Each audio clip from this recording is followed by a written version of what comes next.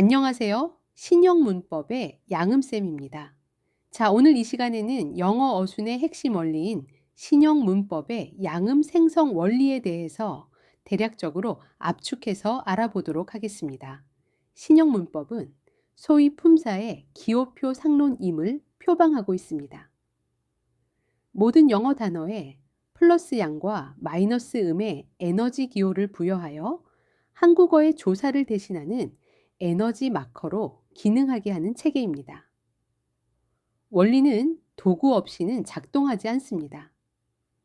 의사에게 메스가 필요하고 수학자에게 기호가 필요하듯 신형문법에도 문장을 해부하는 고유한 기호 체계가 필요한 것입니다. 이러한 결과 품새 기호를 마킹하니 영어 어순은 공식이 되고 원리가 되더라는 것입니다.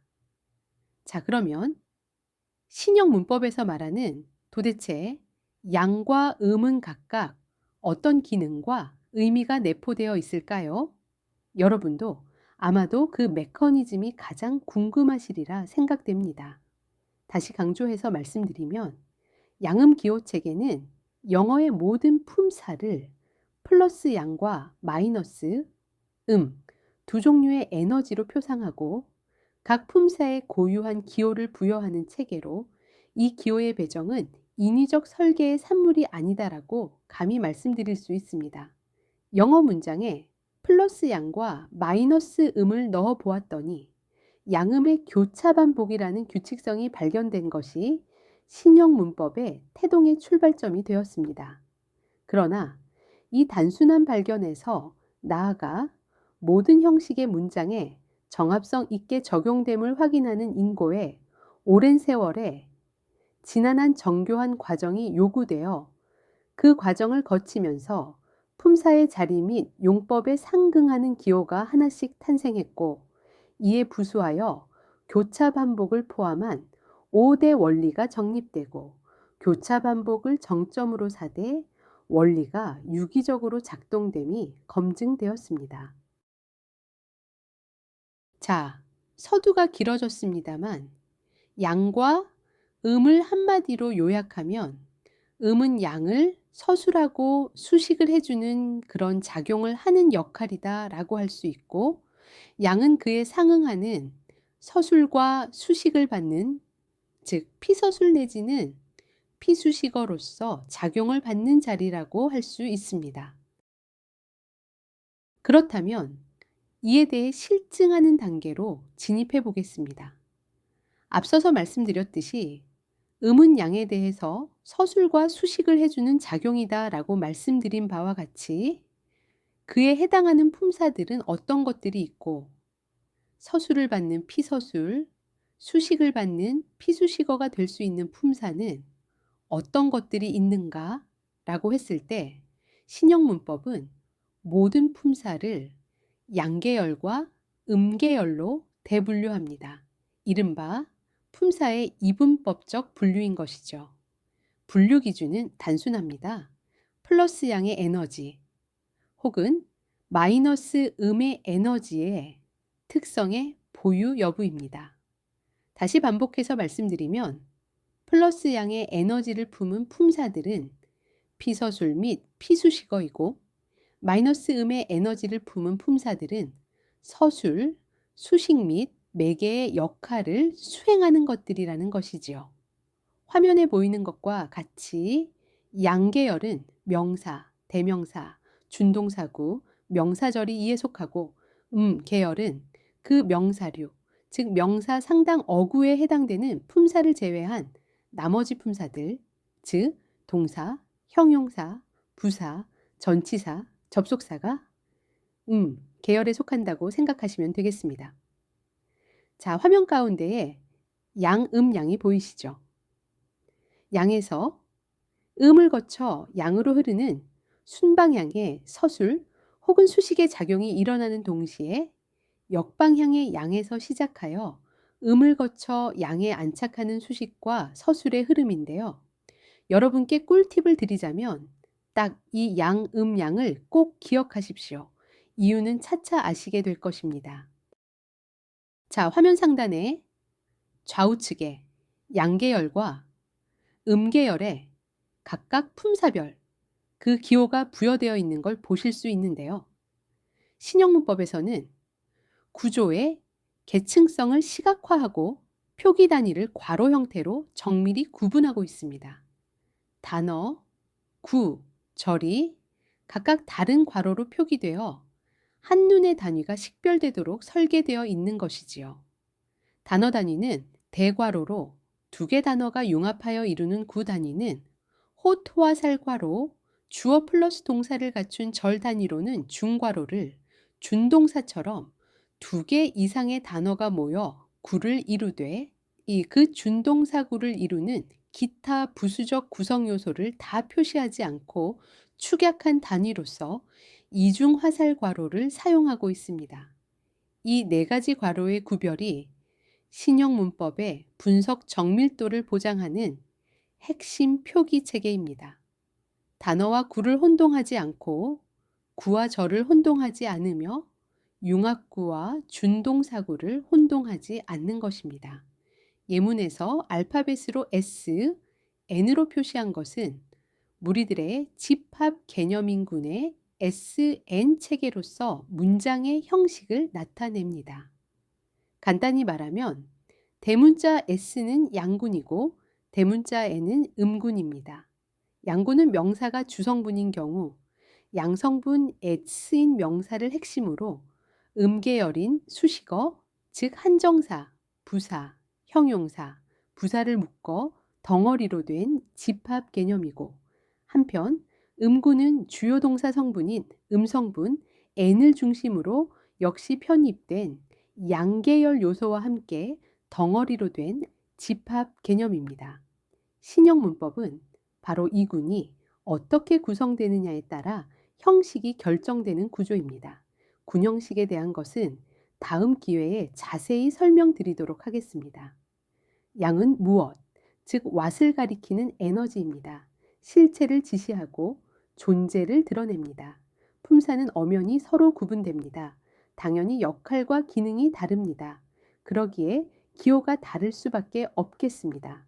그런데 왜 명사는 기호가 양양, 즉 겹양인가라는 것은 명사는 대명사와 달리 전과 후 양쪽에서 수식을 받을 수 있습니다. 전치에서는 관사, 소유격 등의 한정사 및 형용사에 의해, 그리고 후치에서는 관계사절 분사구, 전치사구에 의해 수식된다는 것입니다. 그리고 이 수식어와 명사 사이에는 미시적으로 상호작용, 즉 서술과 수식 혹은 수식과 서술이 작동한다는 것입니다. 이것이 단일기호 호탕인 대명사와의 본질적 차이입니다. 그 아래 예문을 주목해 보세요. 워먼이 명사입니다. 명사니까 겹양, 즉 양이 두 개로 돼 있는데 앞에 있는 더 뷰티풀이 워먼을 전치 수식하고 The boy who is a doctor, 즉 관계사절인 형용사절이 후치에서 워먼을 수식하고 있습니다. 그래서 명사는 이 겹양에 기호가 된 것이다 라고 생각하시면 되겠습니다.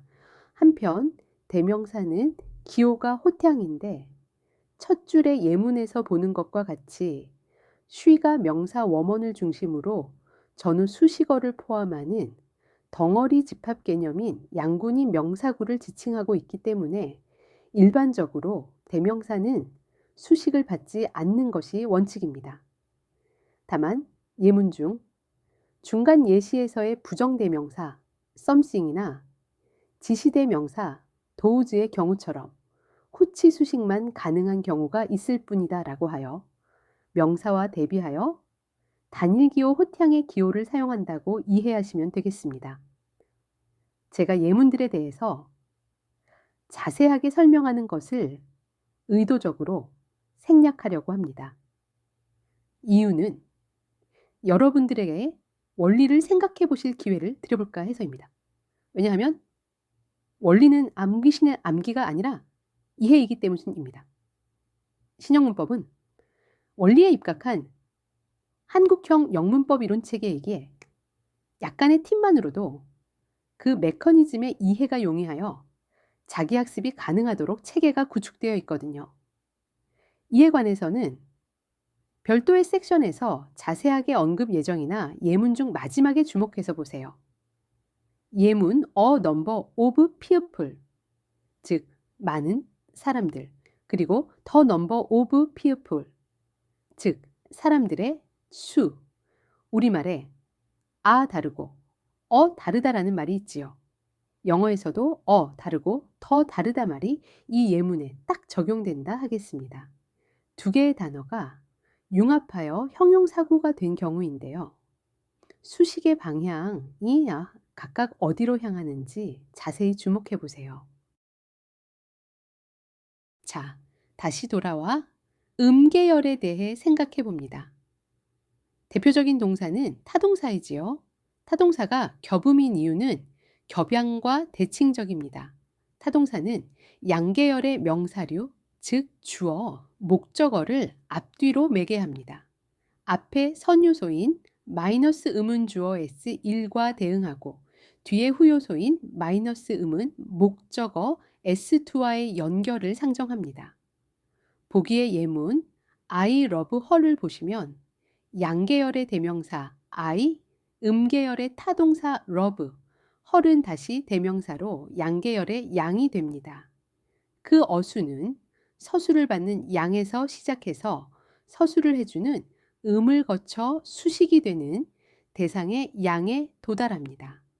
신형 문법에서는 양에서 시작해서 순방향 서술의 작용이 있으면 반드시 반작용의 역방향 수식이 의미적으로 이루어진다고 설명합니다. 또 역할이 교대되어 양에서 시작해서 순방향 수식의 작용이 있으면 반드시 반작용의 역방향 서술이 이루어지는 의미가 형성된다는 논리를 펴니다. 즉, 나는 사랑한다 그녀를 이라는 서술의 순방향 있으면 이에 대한 자동 반작용으로 그녀를 사랑하는 나라는 역방형의 수식이 의미적으로 발생하며 양과 음을 거쳐 다시 양으로 향할 때, 즉 내가 사랑하는 그녀가 되면 수식의 순방향인 것이고 다시 역방향의 서술, 즉 그녀는 사랑받는다 라는 수동의 반작용이 의미적으로 작동된다는 것입니다. 이러한 작용과 반작용의 의미적 형성은 바로 음의 작용에 힘입은 결과라고 할 수 있습니다. 여기서 눈여겨볼 포인트는 음은 철저히 양에 의존적이라는 것입니다. 음은 홀로 서술이나 수식의 작용을 하지 못하고 양과 결합하여만 가능하며 홀로 문장을 종결시킬 수 없고 양과 함께 두어야 종결이 가능하다는 의미라는 것이지요. 예시 문장에서 직전 I love her에서 본 것처럼 I love 로마는 문장이 종결되지 못하고 또 다른 양인 목적어를 후치하여야만 서술과 수식의 쌍방향의 의미가 성립하면서 완전한 문장이 된다는 것이며, 제가 모두의 양, 양을 반드시 기억하라는 의미가 바로 여기에 있습니다. The woman arrived 에서 자동사 역시 음과 양이 결합하며 그 여성은 도착했다라는 순방향의 서술이 이루어지면 역방향에 도착한 그 여성이라는 수식의 의미가 형성된다라는 것입니다. 그리고 여기서 유의할 것을 말씀드리면, 제가 설명하면서 언급되는 양, 음이라고 할 때의 그 각각은 품사의 표상 기호의 구성 요소 하나하나, 즉 혼성 기호의 각각의 구성 요소인 양과 음을 지칭하거나 양계열, 음계열의 카테고리 안에 각각의 단위로 이루어진 개별 품사들을 혹은 집합덩어리 개념인 양군 및 음군을 각각 가리키도 한다는 점 등을 그 문맥에서 의미하는 바에 따라 감안하여 판단하시면 되겠습니다. 자동사는 표상기호가 혼선금양으로 음과 양을 동시에 품고 있습니다. 자동사의 기호는 신형 문법의 가장 독창적인 발견입니다. 전통 문법은 자동사를 목적어를 취하지 않는 동사라고 부정적으로 정의하고 있습니다. 이것은 타동사를 기준으로 자동사를 설명하는 종속적 정의라고 볼 수 있습니다. 신형 문법은 이것을 원리로 설명합니다. 자동사 양에서 둘째 기호, 즉 후요소가 플러스 양인 것은 이 동사가 목적 내지는 대상을 내부에 포함하고 있음을 뜻합니다. 플러스니 양은 명사류의 상징적 기호로서 상태 행위의 주체뿐만 아니라 목적 대상을 의미합니다. 자동사가 그 목적 대상을 포함하고 있으니 그 뒤에 또 다른 목적, 대상이 불필요함을 내포한다고 하겠습니다. 또한 자동사의 영향이 서술의 반작용으로 수식의 형태로 주어 자신에게 부메랑되어 귀결된다는 의미이기도 합니다. 여기서 신기한 현상을 목도할 수 있는데요. 예문에서 take라는 음인 타동사와 place라는 목적어인 양인 명사가 결합하면 발생하다의 happen이나 occur라는 자동사의 의미와 동일한 동시에 기호가 같게 되는 것을 볼 수 있습니다. 즉, 자동사는 양을 내포함을 의미하는 실증 사례인 것이죠. 한편 계열에서의 형용사와 부사의 품사가 동일하게 양과 의 요소가 혼성된 기호인 혼성금양, 혼성양금의 두 가지 형태가 있는 것은 이는 쓰이는 자리나 위치 변환 및 수식어로서 역할과 기능이 같기 때문인데요. 예를 들어 레이트는 늦은과 늦게, 패스트는 빠른과 빠르게, 하이는 높은과 높게 등 형용사와 부사로 동시에 쓰이는 것을 알 수 있으며 한편 전치사인 과 명사인 양이 결합하여 융합구, 즉 전통문법에서의 전치사구 혹은 전명구가 되면 형용사 또는 부사화하여 이 또한 혼성금양으로 기호가 동일함을 예문에서도 확인할 수 있습니다. at a party가 파티장에 도착했다로 부사구로 쓰인 경우와 파티장에 있는 여성처럼 형용사구로 쓰인 경우가 그 것입니다. 이는 곧 영어는 위치 언어, 즉 자리가 곧 문법이기 때문에 위치가 동일하면 기호도 동일, 자리가 바뀌면 기호도 변경된다는 원리에 기반합니다. 즉, 명사를 중심으로 전과 후의 수식 위치 혹은 서술의 위치에 따라 기호가 변환되어 있는 것을 이미 보았었습니다. 한편 좌측 아래 예문의 파티로 문장이 자동사로 종료되기도 하지만 내포된 양을 전치사 음이 보충하면 또한 participated in은 즉 attended가 되어 목적어인 the party를 당당하게 취하는 타동사로 변모하게 되기도 하는 것을 보실 수 있습니다. 우측의 예문을 잘 살펴보세요. 주목해서 보셔야 할 것은 전치사는 부사로도 쓰인다는 점도 참고하시고요. 자, 이제까지의 설명이 확 와닿는 느낌이 덜 하신다면 신형문법의 양금생성 5대 원리로 넘어가 보시면 이해가 확연해지실지 모르겠습니다. 양음생성 원리는 양과 음의 교차반복 의법칙을 핵심 축으로 기승양결, 수리균형, 상호작용, 구조내재까지 5대 원리가 신형 문법에서 도도하게 흐릅니다. 그럼 이제부터 하나하나 개략적으로 살펴볼까요? 먼저 핵심 법칙인 교차 반복입니다.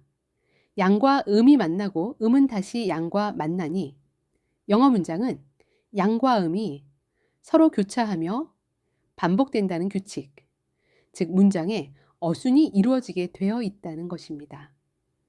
아래 예시 문장을 보시죠.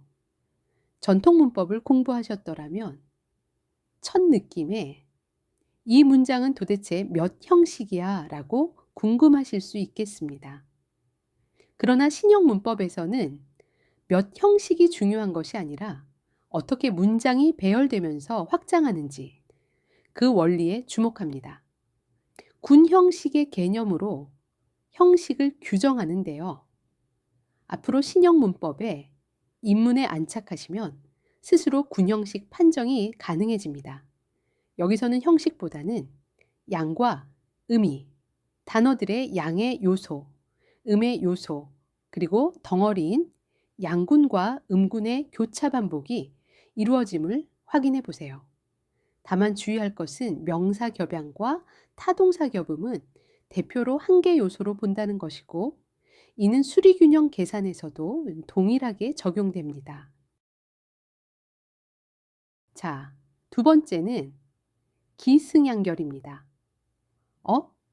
기승정열은 들어봤는데 기승양결 생소하실지 모르겠습니다. 기승양결의 의미는 문장은 양의 요소에서 기하여, 즉 출발하여 승, 즉 음이 이어받는 과정을 거치며 종국에 가서는 양에서 결, 즉 맺는다는 것입니다. 이는 문장의 배열을 의미할 뿐만 아니라 수식의 의미적 방향에도 적용됩니다. 예문을 보시면 한정사인 관사어의 양의 요소에서 출발하여 파악의 끝요소, 즉 후요소인 양에서 문장의 마침을 확인할 수 있고, 또한 웜언을 중심으로 어토리 전치에서 위드롱 헤어가 후치에서 수식의 방향 이 양에서 음으로 웜언의 양으로 흐르는 것을 보게 됩니다. 아울러 부사구 어라운드 팍 역시 동사 is run닝을 수식하는 방향도 마찬가지이겠습니다. 이제는 세 번째 수리균형의 원리를 보겠습니다. 영어에 웬 수학이냐 하실지 모르겠습니다. 그러나 미적분처럼 복잡한 것이 아니니 염려 안 하셔도 됩니다. 깔끔하고 단순한 더하기 산수 계산이니까요. 각 단어들의 구성 요소인 양의 개수와 음의 개수를 각각 계산하거나, 혹은 집합 개념인 양군과 음군의 개수를 각각 계산해 보면 양 혹은 양군의 개수의 합은 혹은 음군의 개수보다 항상 한 개 많다는 공식이 성립합니다. 왜 이럴까 하고 궁금증 내지는 설마 하시 분들이 있겠으나, 달리 좀 더 깊게 세밀하게 생각하시는 분들이라면 앞서 소개한 기승양결을 떠오르실지 모르겠습니다.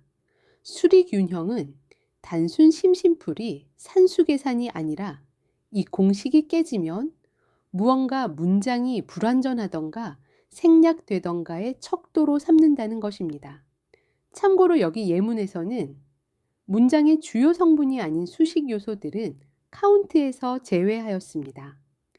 경제성에 입각해서 어차피 양음동수로 계산에 넣어도 상쇄되기 때문입니다. 이어서 상호작용입니다. 앞서 들으셨던 것처럼 피수식어 및 피서술어, 즉 명사 혹은 양계열의 양성분을 중심으로 인접한 단어 및 단어들의 집합인 군들과는 상호간 서술과 수식 혹은 수식과 서술의 관계가 형성된다는 점입니다. 구체적인 설명은 다음 기회로 미루겠습니다만, 예문의 도식을 잘 보시게 되면 충분한 이해가 되도록 그려놓았습니다. 한쪽에 작용, 즉 수식 혹은 서술이 있으면 동시에 그에 대한 반작용인 서술 혹은 수식의 의미가 있음을 봅니다. 이러한 상호작용도 교차 반복처럼 역할교대 패턴을 보이며 교대 반복되는데, 이것이 군형식의 확장의 토대가 된다는 점에 주목할 필요가 있습니다. 즉, 군들 간의 상호작용의 발생 여부에 따라 문장이 종결할 수도 혹은 그 이상으로 확장할 수도 있다는 것입니다. 마지막으로 구조내재를 보겠습니다. 앞서 설명했듯이 교차 반복은 양음생 성원리의 가장 기본이며 핵심 원리입니다. 그런데 어떤 영어 문장을 보면 교차 반복이 깨짐을 보게 됩니다. 화면의 예시 문장에 소위 4형식, 5형식 동사들의 문장이 보입니다. 러브레터, 연차가 되신 분들에게는 참 추억이 새록새록하게 만드는 단어 러브레터가 있는 문장이네요. 요즘에는 전화번호 따는 것으로 세태가 많이 바뀌었지만요.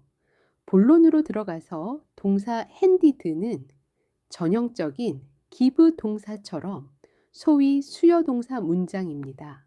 전통 문법에서는 더 거어를 간접 목적어니 러브레터를 직접 목적어이니 하면서 무작정 외우라고 하지요. 그러나 왜 순서가 더 거얼이 앞어고 러브레터가 뒤에 와야 하는, 아니면 순서를 바꿔서 러브레터가 앞어고 더 거얼을 뒤에 위치하면 안 되는지, 왜? 에 대한 설명이 없습니다. 아울러 순서가 바뀌면 갑자기 없던 전치사 to가 생겨 문장 전환이 이루어진다고 이유 없이 설명하고도 있지요. 신형 문법에서는 hand 혹은 give에 이미 숨어 있는 구조가 있다.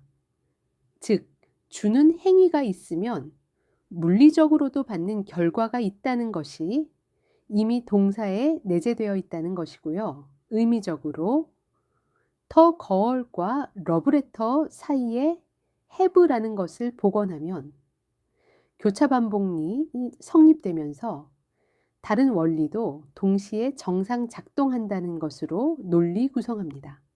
이는 절대 인위적인 정합성의 억지 맞추기가 아니기도 합니다. 여러분도 아시겠지만 전통 문법에서도 수학 공식이 있습니다. 즉, 하나의 단문에서 두 개의 동사가 필요하다면 접속사가 한 개가 반드시 필요하다는 것이 그것이지요. 바로 접속사의 개수는 문장 내 동사의 개수의 마이너스 1이라는 것을 말합니다. 이 공식을 여기에 적용하면 접속사 없이 have를 둘 수가 없습니다. 그래서 신형 문법은 이 두 가지 관점에서 구조내재의 원리라고 명명합니다. 그 아래 예문 The open is와 clothing and stationery의 사이에 전치사 with가 있음을 확인하세요. 교차 반복을 위시해서 5대 원리가 정상적으로 작동됨을 봅니다. 전치사 with가 가지고, 가지다라는 의미를 생각하시면 건네주다, 제공하다, 기부하다에 그런 가지도록 하는 의미가 내재하고 있음이 확인되시겠지요. 그 아래 예시 문장도 보세요. 선출했다는 행위의 원인은 그는 대통령이 되는 결과를 낳게 될 것입니다. 같은 논리로 역시 비동사가 생략되고 본동사에 내재하고 있음을 이론적으로 구성하게 됩니다.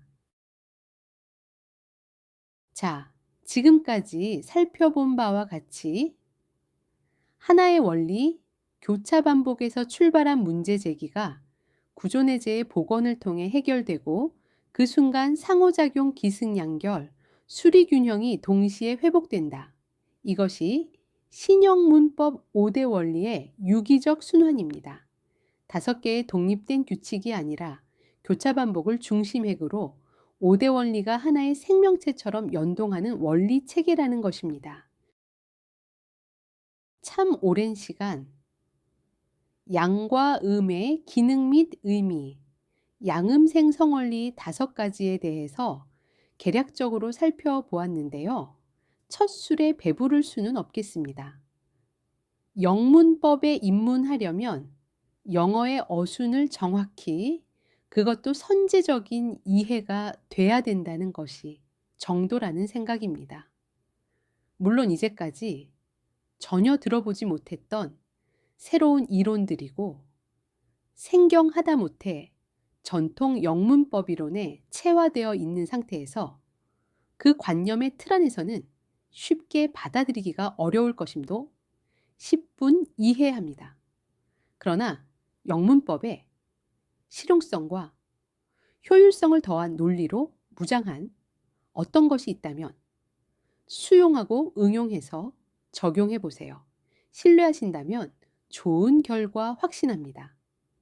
가장 한국적인 영어 어순원리인 양음생 성원리, 신형 문법이 세계적인 영문법의 표준이 되는 날까지 계속 정진하겠습니다. 응원해 주시고 힘을 모아 성원해 주세요.